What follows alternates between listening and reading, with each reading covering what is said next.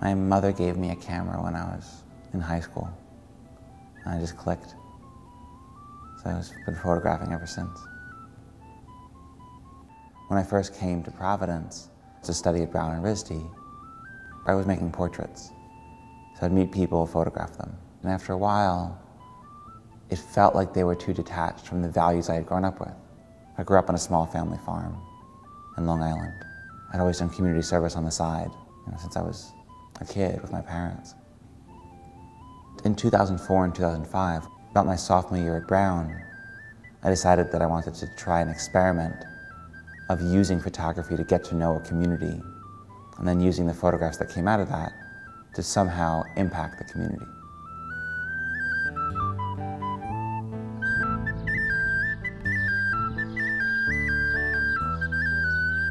So I started asking around. I asked Rick Benjamin at Brown, and he told me about the Southside Community Land Trust. When I went to that particular garden, which is called the Somerset Community Garden, I was struck by how diverse it felt. Gardeners from Ireland, from Laos, from Cambodia, Liberia, Nigeria, Haitian, Cape Verdean, Dominican. I liked the idea of somehow having a small garden represent a large community. I asked for a garden plot, and I shared one with a man named Doug Victor. So I would grow food, help Doug, photograph the other gardeners. Well, I think photographs come out of relationships. So the first time I photographed people in the garden, there was a man named Kamta. He's from Laos. And I asked him if I could take a picture, and he said, sure. He gave me this sort of empty-faced look. And I said, great, let me work with that. And then I brought him back that picture. And then he liked that picture. And so I made more pictures of him. And then eventually we developed a relationship where he understood the types of photographs I was making. So me being there at that time and going back there and having follow-through allowed me to make the types of pictures that I wanted to make. They got to know me, and they became comfortable with me. I got invited to things, weddings, birthdays, funerals.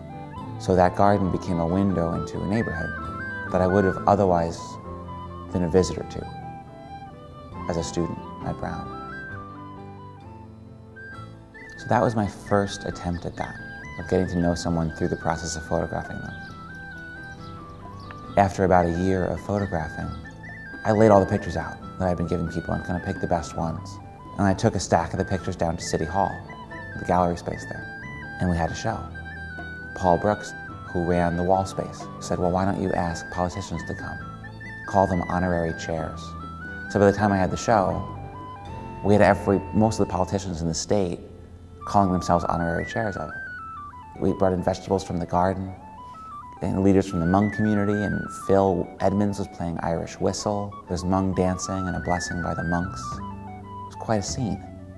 It became sort of a hub where people gathered around an idea of people growing food. I remember sitting there in the event and saying, you know, it's not developed yet as an idea. Like, it felt like the pictures were very much the backdrop. And I wanted to make photographs that could hold all that information and meaning just in themselves. But the model of that, of building relationships, of making photographs from those relationships, and then using the best photographs to make a story, and then letting those photographs that were chosen because of how good a picture they were be used for different things, that's something that I've continued since then. I kept up a dialogue with the Southside Community Land Trust over the years since I finished that project in 2005. I saw that their work was growing in connection to a movement nationally that's been growing. And they asked me if I would go back for a month and revisit the communities I photographed. And the product of a month is a new portfolio of photographs that we're using in new ways. And we're using those photographs on bus stops and on posters that are going up on corner stores. And if someone calls that number or goes to the website, they can get free access to information for how to grow food and where. The photographs from the garden, they've been installed as a permanent exhibit at the Providence Children's Museum. They're up in the Roger Williams Park Zoo. They're at the RISD Museum. An archive is held at the Newport Art Museum. They've been used across the country by other gardening organizations as well. to represent the value of community gardens. So I like the idea that these photographs were coming out of my relationship with a community and then being used to promote these hubs that build community.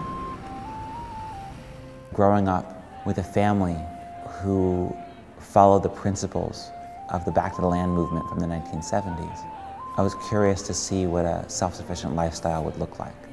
And my mother had a friend named Doug Elliott, who was a storyteller like she is. And he introduced me to a network of people who were trying to live self-sufficiently. Over the course of the past 7 years, I've been photographing and visiting and interviewing a network of people in the rural southeastern United States who left cities and suburbs to move off the grid.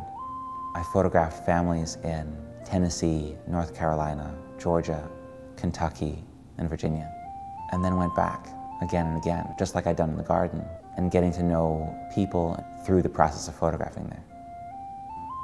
I worked with Nazraeli Press to edit a book of the work, which has just been published. And a book somehow makes a project feel complete. I moved away to go to graduate school to teach and build a community in San Francisco. I'm teaching what I do. I came to realize that photographs, rather than being documents, are interpretations, and that my response to a place that I'm in makes the picture as much or more so than the place itself. I don't think that pictures in themselves make social change. I think photographs, when used for causes, can help social change. Everything that I do relies on making a good photograph. I photograph because I love photographing, and I love meeting people, and I love learning from people who I meet. And the process of photographing allows me to do all of that. I can pick a place and get to know it, and that's become a career.